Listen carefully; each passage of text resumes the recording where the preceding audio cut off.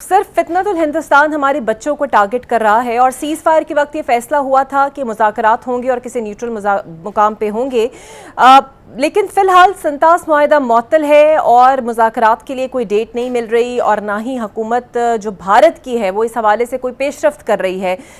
آپ کے خیال میں اب کیا ہونا چاہیے اور ہماری حکومت سنتاس کو بحال کرانے کے لیے کس سطح پر کوششیں کر رہی ہے؟ دیکھیے ہمارے جو سنتاس معاہدے کے تحت ہمارے ان کے ساتھ پہلے سے بھی بگیار ڈیم اور کئی ایشو چلے آ رہا ہے اور پہلے سے بھی ورلڈ بینک میں ہم ہے۔ ابھی جو انہوں نے اعلان کیا اس کا تو کوئی تک نہیں بنتا اور کوئی جواز ہی نہیں بنتا جس طرح کیا ہے، تو یہ سچ کوئی اس طرح بات ہوگی نہیں۔ اور وہ تو ہم نے ابھی ان معاہدوں ورلڈ بینک سے ہٹ کر وہ بات بالکل کلیئر بتا دی ہے کہ یہ پانی بند کرنے کا تو اس طرح ایشو ہے جس طرح اعلان جنگ ہم اس کو تصور کرتے ہیں، اور اس کا جواب ہم کسی میں نہیں جائیں گے عدالت اور کورٹوں میں، یہ تو آپ اس طرح کر دیں۔ اس کے جواب جس طرح ہم نے آپ کو پہلے جواب دیے تو اس سے زیادہ زوردار جواب دیں گے اگر آپ نے اس طرح کرنے کی کوشش کی۔ وہ لیگل چیزیں جو ہمارے پہلے چل رہا ہے وہ ہمارا رائٹ ہے، حق ہے، ان کا بھی ہے، اس پر بات چیت ایک اور بات ہے۔ مگر اگر اس طرح کوشش کی گئی جو انہوں نے بات کی ہے کہ ان دریاؤں کو ڈائیورٹ کریں گے، کیا کریں گے، پانی بند کریں گے، تو ہم اعلان جنگ کے مترادف سمجھتے ہیں اور پھر اس کے لیے اس پر ہم آخری حد تک جائیں گے جو انڈیا سوچ نہیں سکے گا اسی حد تک جائیں گے۔ وہ تو ایک اور ایشو ہے اور مجھے یہ کامل یقین ہے کہ اس طرح ہوگا نہیں، کیونکہ انڈیا 100 بار سوچے گا کہ اگر اس طرح کوشش کرے ہم تو اس کے کیا نتائج بھگتنے پڑیں گے پورے انڈیا اور انڈیا کیا ہوگا۔ بالکل صحیح۔ اور امیر مقام صاحب، سر کیا آپ اس معاملے کی تصدیق کر سکتے ہیں کہ بیرسٹر سیف نے 1 یا 2 روز قبل اڈیالہ میں عمران خان صاحب سے ملاقات کی، اور یہ ملاقات کس قاعدے اور قانون کے تحت ہوئی؟ ٹائم 5 بجے کا تھا، لیکن بیرسٹر سیف کے پاس ایسا کیا ہے کہ جیل کے دروازے جو ہیں وہ رات 2 بجے بھی کھل جاتے ہیں؟ مجھے اس کے بارے میں کوئی علم نہیں ہے، میں اگر کوئی اس طرح بیان دے دوں تو مناسب نہیں ہوگا۔ مجھے نہ اس کے بارے میں کوئی علم ہے اور نہ معلومات ہے کہ آپ کے ساتھ شیئر کریں۔ اور جتنی بھی یہ بازگشت سنائی دے رہی ہے کہ پی ٹی آئی اور بیرسٹر گوہر ایک مرتبہ پھر سے مذاکرات کے لیے پل توڑ رہے ہیں اور حکومت سے بات چیت کر رہے ہیں، تو آپ کی حکومت سے کوئی بات چیت ہوئی ہے ان کی مذاکرات کو لے کر؟ مطلب وہ تو ہم نے تو ڈے 1 سے اور آج کی نئی مذاکرات کی بات اور گفت و شنید کی بات، ہم پہلے جب آپ پوزیشن میں تھے اس ٹائم بھی پوری بات کیا کرتے تھے جن کے لیے وہ ماننے کے لیے تیار نہیں تھے، اور اب بھی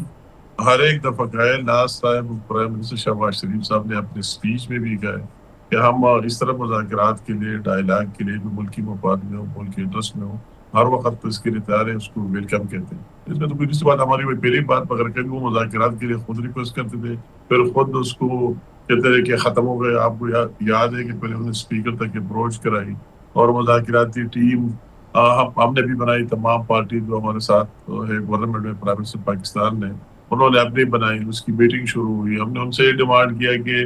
پی ٹی آئی کے تو اتنے اسپوک پرسنز ہیں، اس کا کوئی حساب کتاب نہیں، ہر ایک اپنا اپنا اسٹیٹمنٹ، ہر ایک بیان دیتے ہیں۔ ابھی بھی جو جیل سے نکلے ہر ایک اسٹیٹمنٹ ہوتا ہے، خان نے کہا، خان نے وہ کہا، ہمیں سمجھ ہی نہیں آتی کہ خان نے کیا کہا، صحیح کون سا ہے، غلط کون سا ہے۔ ہم نے کہا تھا کہ وہ لکھ کر دے رہے جو آپ کے ڈیمانڈز ہیں، لکھ کر دے رہے، تو 42 دن بعد انہوں نے لکھ کر دیے۔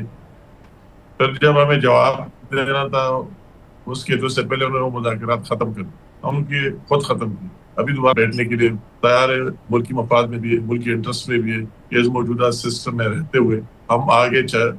چلے اور ملک کے لیے اپنا کردار اور رول ادا کریں۔ امیر مقام صاحب، فیصل واڈا آپ لوگوں کے خاصے پیچھے پڑ گئے ہیں۔ پہلے وہ پنجاب حکومت کو ٹک ٹاک کی حکومت قرار دیتے ہیں، اب وزیر اعظم کے بھی پیچھے پڑتے ہوئے دکھائی دیتے ہیں۔ وہ کہتے ہیں کہ میں نے تو 4 سال پہلے ہی کہا تھا کہ بوٹ کو عزت دینا ہوگی، یہی وجہ ہے کہ آج بوٹ نے ہمیں پوری دنیا میں عزت دلوائی۔ آپ بتائیے، کیا واقعی ووٹ کو عزت دو کا نعرہ اسی لیے چھوڑا تھا نون لیگ نے جس طرح وہ فرما رہے ہیں؟ میں شارٹ کٹ، ہر ایک اپنا ایک پوائنٹ آف ویو ہے، اپنا بات کرنے کا طریقہ کار ہے۔ جو کہتے ہیں میں اسی میں پڑھنا نہیں چاہتا ہوں، مگر یہ میں ضرور کہنا چاہتا ہوں کہ موجودہ کرائسس وہ سب سے بڑا کرائسس انڈیا کے ساتھ جنگ ہے، وہ ملک کا معاشی ایشو،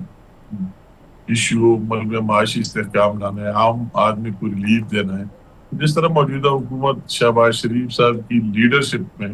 ڈیلیور کیے تو تاریخ کا ایک حصہ ہے اور تاریخ کا حصہ رہے گا. تو چیف آف آرمی صاحب نے اس دن اپنی اسپیچ میں, اور آپ نے D G S P R سب کے سنے کہ انہوں نے وہی کیا کیا کچھ اس کی لیڈرشپ کے بارے ان کے کیا کیا کیا کمنٹس ہے اور کیا کیا بات نہیں کی. تو ایک ٹیم ورک تھا, یا بھی ہمیں کامیابی حاصل ہوئی ہے. تو افواج پاکستان اور موجودہ حکومت سب کی ایک ٹیم ورک ہے, پوری قوم کی ٹیم ورک کا نتیجہ ہے. آپ اینکر ہے, میڈیا کے بھی اس میں بہت بڑا رول ہے, پورے قوم کا رول ہے. تو سارے ایک ٹیم بن کر, جس طرح اسی دن چیف آف آرمی اسٹاف نے فیلڈ مارشل آصف منیر صاحب نے رات کو جو ڈنر دیا جس میں ہم نے اسپیچ کی, اس نے ایک ایک گن کر کہ کسی کا کیا کنٹریبیوشن تھا اور کس طرح میں کامیابی ہوئی. اور ایک اپنا سوچ ہو سکتے ہیں, اس میں بات نہیں کرنا چاہتا ہوں, مگر اس طرح میں کہنا چاہتا ہوں کہ جب ساری قوم اس طرح ایک پیج پر ہو اور ان کی ساری مشترکہ ایک سوچ ہو, ایک لائحہ عمل ہو, اللہ تعالیٰ پھر کامیابی بھی ہے.